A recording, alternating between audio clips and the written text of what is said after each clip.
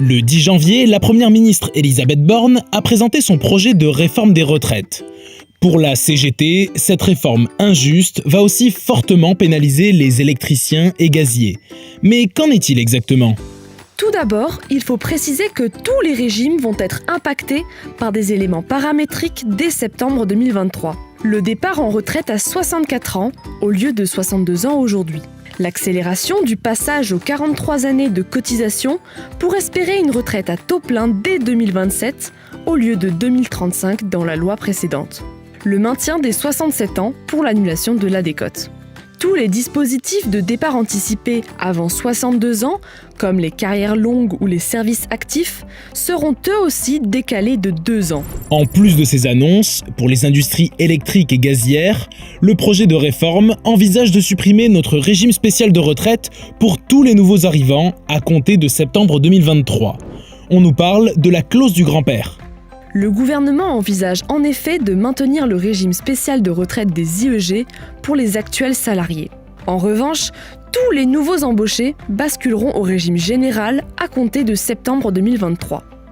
C'est ça qu'on appelle la clause du grand-père. Mais ce projet est beaucoup plus pervers qu'il n'y paraît. Le temps passant, le nombre de cotisants au régime spécial va décroître, alors que le nombre de pensionnés va, lui, augmenter. Le financement des retraites ne sera plus garanti. Tout le monde, y compris les actuels salariés, seront donc bien perdants et basculeront au régime général. Or, pour rappel, les droits statutaires des retraités, comme les activités sociales ou le tarif particulier, sont ouverts uniquement aux bénéficiaires de la pension du régime spécial de retraite des IEG. Ce sont donc bien ces acquis statutaires qui sont en danger. Mais pourquoi le gouvernement s'attaque-t-il à notre régime spécial ? On nous parle d'équité entre tous les salariés, qu'en est-il réellement ? L'ensemble des retraites, tout régime confondu, représente 320 milliards. Celui des IEG ne pèse que 5 milliards. Supprimer le régime de retraite des IEG n'apportera rien économiquement à la collectivité. On est là dans quelque chose de purement idéologique. En fait, ce qui dérange le gouvernement, c'est que ce régime est pionnier, équilibré financièrement et pérenne. Il est pionnier parce qu'il existait avant même le régime général et parce qu'il garantit des dispositions beaucoup plus favorables. Il est équilibré financièrement parce que les cotisations des agents actifs couvrent sans problème les prestations retraite des inactifs.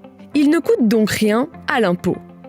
Enfin, il est pérenne car, même si le nombre d'actifs a baissé par rapport au nombre de retraités, les activités des entreprises se sont développées et leur efficacité a augmenté. Cela permet de dégager les ressources nécessaires pour verser les pensions. Cette pérennité exige néanmoins que toutes les activités soient au statut, y compris les énergies renouvelables. Donc si je comprends bien, notre régime spécial de retraite est socialement plus vertueux et ce qui gêne réellement le gouvernement, c'est qu'il est précurseur, moderne et il ne veut surtout pas que ça serve de modèle à d'autres. C'est tout à fait ça. On peut citer par exemple le calcul de la pension sur les 6 derniers mois de salaire contre les 25 meilleures années dans le régime général.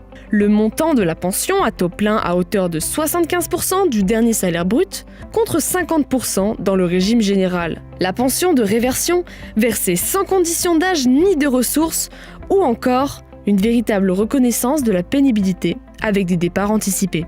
Ce dernier point, le principe des départs anticipés pour pénibilité, est très important. En éradiquant le régime des IEG, le gouvernement et le patronat s'assurent qu'ils ne servent pas d'exemple pour d'autres professions. Finalement, au nom d'une soi-disant équité, le gouvernement préfère tirer tout le monde vers le bas. Je comprends mieux. Cette réforme des retraites n'est ni pour nous, ni pour nos enfants.